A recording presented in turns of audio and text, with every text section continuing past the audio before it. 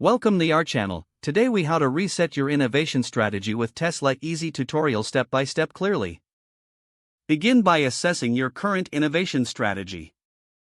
Evaluate what has worked in the past and what hasn't.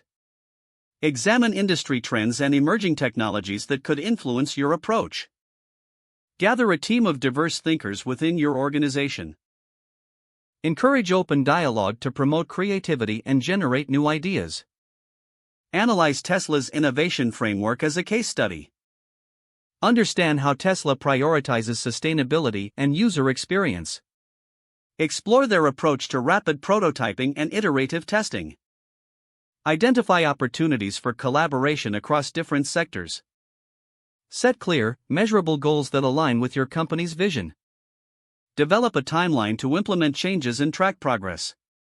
Establish key performance indicators to measure success. Celebrate small wins to foster a culture of innovation.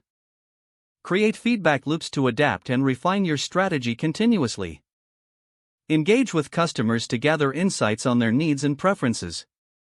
Implement an agile methodology to respond swiftly to changes in the market. Document your processes for future reference and continuous improvement.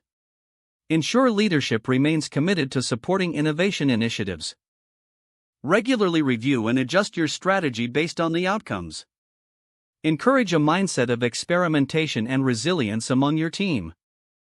Stay informed about global trends that could disrupt your industry. Foster an environment where creative ideas can flourish without fear of failure.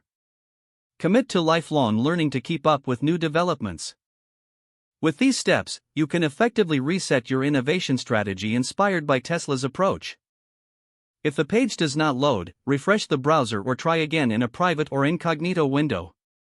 Make sure you are using the correct email address, then retype it carefully to avoid small typos. If your password is not accepted, use the reset option and create a new strong password you can remember.